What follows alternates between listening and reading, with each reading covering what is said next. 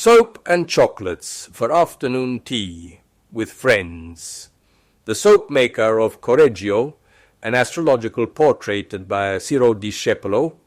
Anyone familiar with this story who is also a cinephile, as I am, will find it impossible not to link the deeds of Leonardo Cianciulli to those of Hannibal Lecter, the character created by writer Thomas Harris and immortalized in successful film adaptations.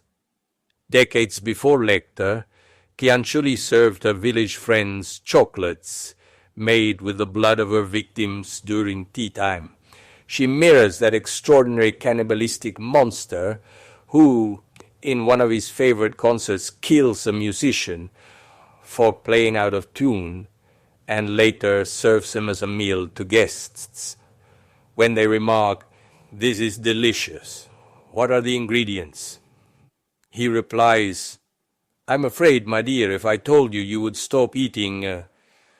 Though truly macabre, this parallel is worth remembering. First, let us examine the facts in this effective summary by Matteo Rubboli, blogger and publisher. Dehumanized the stories Leonardo Cianciulli, The History of the Soap Maker of Correggio. By Matteo Rubboli, Mrs. Cianciulli is arguably the most famous Italian serial killer of the 20th century, despite the fact that her crimes were not exceptionally numerous, nor committed for a particularly diabolical grand purpose. Leonardo's story began in Montella, Campania, where she was born in 1894. The genesis of her actions lies in the staggering number of children she lost during pregnancy or in the cradle. From a young age, she showed a propensity for crime, albeit of a white-collar nature. At 18, she was convicted of theft and fraud against elderly, illiterate individuals. At 23, she married Raffaele Pansardi, a land registry clerk. In 1930, they fled the village to escape local gossip, pursued by Leonardo's reputation for loose morals and irreverence toward authority. In Correggio, where the couple sought refuge, she instead became well-liked by everyone and started a thriving business trading clothes and furniture. According to Cianciulli's memoirs, her mother, who had wanted her to marry a cousin, cursed her on her deathbed, wishing for the suffering and death of her offspring. Adding a darker layer to the tale, a fortune teller predicted that she would have children, but they would all die. Curses and premonitions aside, Cianciulli lost 13 children. 10 died in infancy and 3 through miscarriage. Leonardo eventually turned to a local witch. Following this magical intervention, she finally succeeded in raising 4 children, including 1 daughter. Considering herself blessed by a miracle, Leonardo went to extremes to protect them, viewing them as survivors of her mother's curse. Convinced she had to defend them at any cost, she turned to the sorceress again to prevent her eldest son Giuseppe from being drafted to the front. She became convinced that human sacrifice was the only solution to her fears of losing another child. This suggestion allegedly came to her in a dream from her own mother, who demanded fresh blood. Between 1938 and 1940, Leonardo Cianciulli committed 3 murders, killing 3 women she frequently hosted in her home. The luring technique was identical for all. She convinced these solitary middle-aged women that she had arranged a better future for them elsewhere, a job or a man to cure their loneliness. She wrote in her memoirs, "At night I was haunted by a single desire, a single thought: save my children at any cost." Saving them was just a word, but how? I remembered reading about wars and warriors in classical history books. I had to see what those wives, those mothers had done. I was a mother like Thetis. If she had tried to save her son, why shouldn't I save mine? And with even more reason, death had snatched 10 from me, and of those few only 4 left to me. Did I not have the right to protect them, to save them? The first victim, Melinda Faustina Setti, 1939. The series began with the oldest victim, Faustina Setti, known as Rabiti.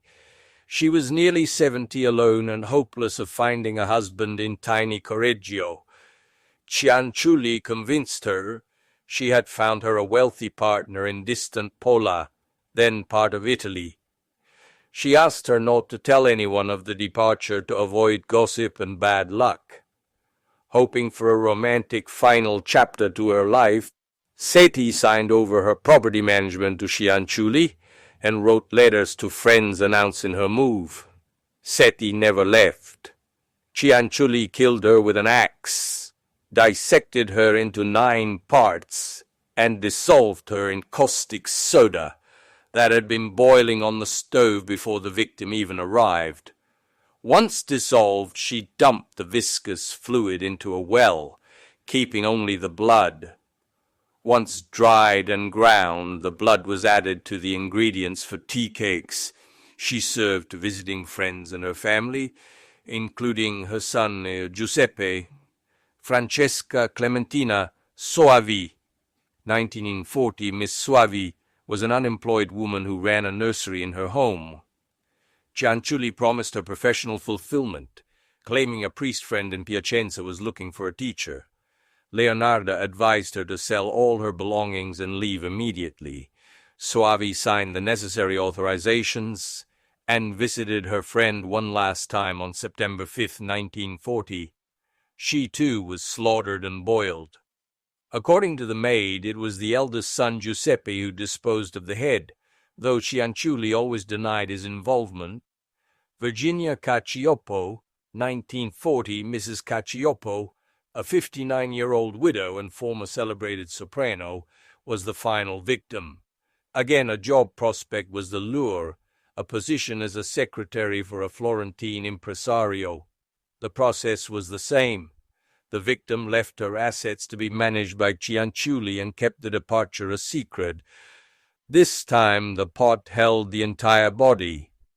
Cianciulli wrote, she ended up in the pot like the other 2, but her flesh was fat and white. When it dissolved, I added a bottle of cologne, and after a long boil, it produced creamy soaps. I gave them as gifts to neighbors and acquaintances. The cakes, too, were better. That woman was truly sweet. The 1946 trial. The victims had not remained as silent as Cianciulli hoped. They had left traces, letters to friends or relatives, that all led in one direction, the Pansardi Cianciulli home. Albertina Fanti, Virginia Cacioppo's sister-in-law, reported the disappearance. The investigation quickly closed in on Leonarda.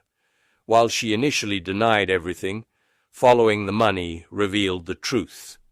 A treasury bond belonging to Cacioppo had been traded by Cianciulli to settle a debt. Cianciulli's responsibility was undeniable. However, investigators also suspected her son Giuseppe and a man named Spinarelli. Giuseppe remained in prison until 1946, when he was acquitted for lack of evidence. The trial was spectacular. To prove she acted alone, legend says she butchered a cadaver in just 12 minutes to demonstrate her speed, though it was likely only mimicked.